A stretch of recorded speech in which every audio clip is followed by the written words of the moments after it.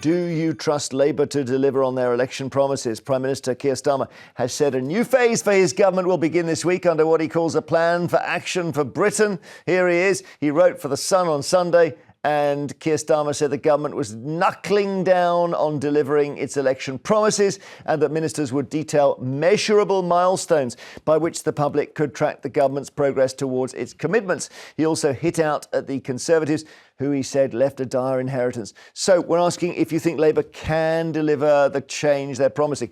I guess, Jovan, as a former Labour candidate, you're going to be optimistic, right? Well, absolutely. I mean, he's coming off 14 years of a Tory government, which basically wrecked the country as far as I'm concerned and as far as many people are concerned.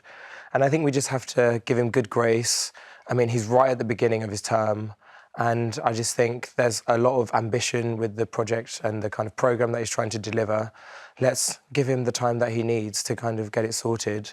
And we'll start to notice the differences, I think, in the coming weeks and months, I would say. The opposition leader was a bit cynical, and this is a social media post from Kemi Badenoch, who said Sir Keir is having to relaunch yet again because Labour had no plan. His first 6 months will be remembered for freebie scandals, a calamitous budget, surrendering British territory, and now a cabinet minister resigning over fraud and lies. That's Louise Haigh. This is just the beginning. There will be more resets to come. So it feels a bit like a relaunch, Angela, doesn't it? That's the thing. But I agree with everything Kemi Badenoch says there. Which government needs a relaunch 5 months after taking office? That in itself should tell you everything. Keir Starmer is a leader with no ideas. He has a rudderless government. The fact Sue Gray left was, I think, symptomatic of the whole dysfunction within the government when she was brought into great fanfare. We've had the hike in national insurance, you know, the enemy to business, the farmers, the axing of the winter fuel payments. They don't seem to understand what the British public need. They seem to be enemies of growth. He's got no idea about appointing talent into his cabinet. We have the whole Louise Haigh so-called scandal when he knew all about the conviction beforehand. Rachel Reeves is supposed to have allegedly doctored her CV. Lammy is completely out of touch when it comes to foreign policy. Everything about Labour so far absolutely justifies the fact that his approval ratings are going through the floor. But not the Conservatives. That's the key thing, is that they are not the Conservatives. And I didn't challenge Jovan when he said the Conservatives destroyed the country over 14 years because they did make a lot of mistakes. They did, but how often are Labour going to use that as a reason for justifying their position? Yeah, they were elected not because they were good. They were elected because the Conservatives were at that point making a lot of mistakes. But they have had 14 years, long years, as they keep telling us, to prepare for government and to really think about the policies that they need to introduce to get this country on its feet. And they have failed repeatedly. They have broken so many manifestos. Just to bring you back in, so many manifesto promises. Today we heard that 20,000 illegal migrants have arrived in the country by crossing the English Channel since Labour took power in July. So that's 5 months, 20,000 boat people. In contrast, it took 8.5 months for crossings to top 20,000 after Rishi Sunak became Prime Minister. That's bad, isn't it? I mean, the Tories campaigned and stated on numerous occasions that they were going to bring the numbers to the tens of thousands. And what have we seen? As the Prime Minister set out on the weekend. You're doing worse than them. Well, I mean, we've been blessed, firstly, to have good weather under a Labour government, and that is a significant reason as to why people are coming. The weather? But also, I think it's really important to acknowledge that, actually, we've inherited a mess. I mean, it's so difficult for Labour to kind of do a lot of things, particularly in the first instances, because of how difficult the legacy of the last government has been. There are ministers, there are secretaries of state who are working really hard to address this issue. But on the boats, Jovan, is it because we were told you've got to smash the gangs? I appreciate you can't do that in a day. I don't see any progress on that at all. Well, the Prime Minister set out a border security command, which was essentially to look at the borders, look at the issues, why so many people are coming in. I mean, it's a deeply cruel industry. You're trafficking people to come over here. And so the Prime Minister's quite right. Has it got a leader yet? This is the problem with Labour. Someone in charge of it? The other thing is they're very big at setting up reviews. That's how they kick the can down the road. They repeatedly have reviews. They were very quick to rubbish the Rwanda scheme, which, yes, had its faults, but there was no concrete alternative. Meanwhile, the other thing we've not mentioned is that Starmer has spent a disproportionate amount of the first few months in office globe-trotting. He's barely been, I know he's got to chum up to various world leaders, but he's spent so much time out of the country at a time when we are in a cost of living crisis and so many things are happening, and he's needed here. Okay, He's just let's go to a call. Waste of time. Thank you. Julie in Somerset, hi. Hi, good morning, Mr. Jeremy Vine. Good morning, panel. Hello, Miss Julie. Do you think it's possible? Do you think Labour are going to sort this out or not? I think they could if they're given time.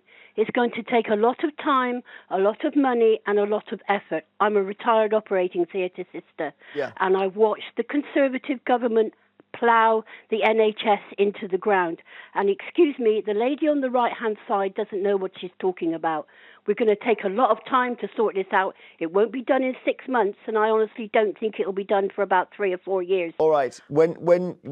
Obviously it's difficult to sort it out. You need a lot of money, as you say. We need to get money. We need growth. We now have businesses saying they can't grow because it's now more expensive to take on staff because of the budget. I don't think so. I think it will sort itself out.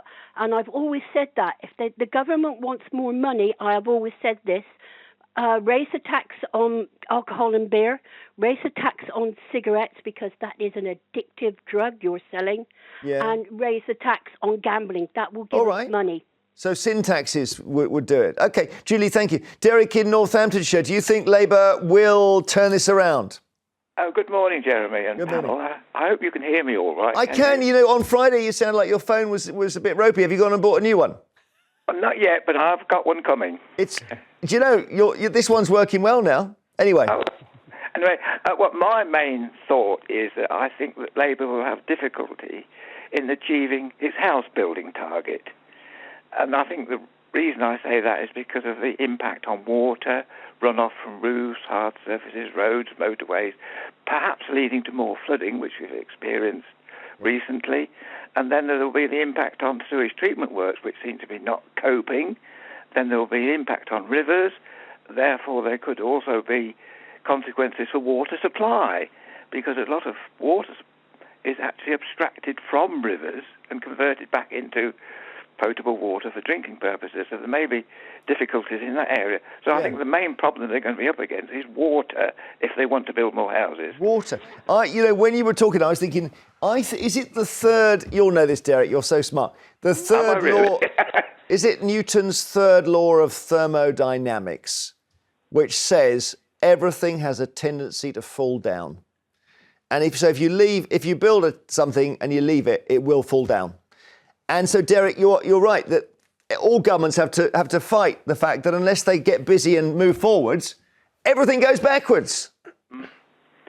Yeah, essentially, I think we need the infrastructure putting in place to cope with increased new housing development. All right. Thank you very much. Maybe we need a massive spending programme, but the trouble is we can't spend money we haven't got. We haven't got it. What do you think? So I know there's a different set of priorities that have come under this government.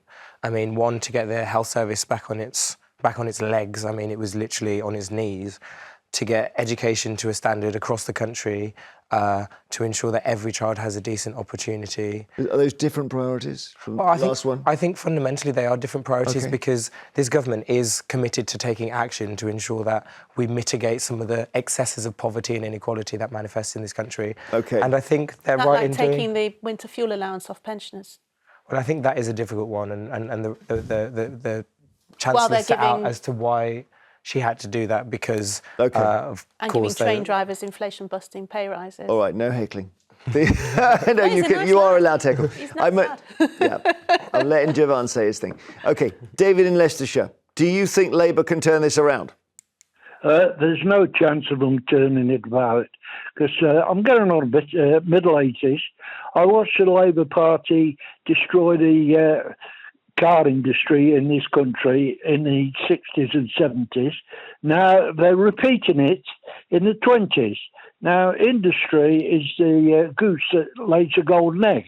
but the Labour Party always goes and kills a goose. So they've got absolutely no chance David, thank you so much. turning anything round. Thank you, David. One more call. Laura in London. Hi. Hi, good morning. Do you think Labour can do it? I do. You do? I do. That's it. That's it. Thank you, Laura. Brilliant. That's it. That answers the question. Later.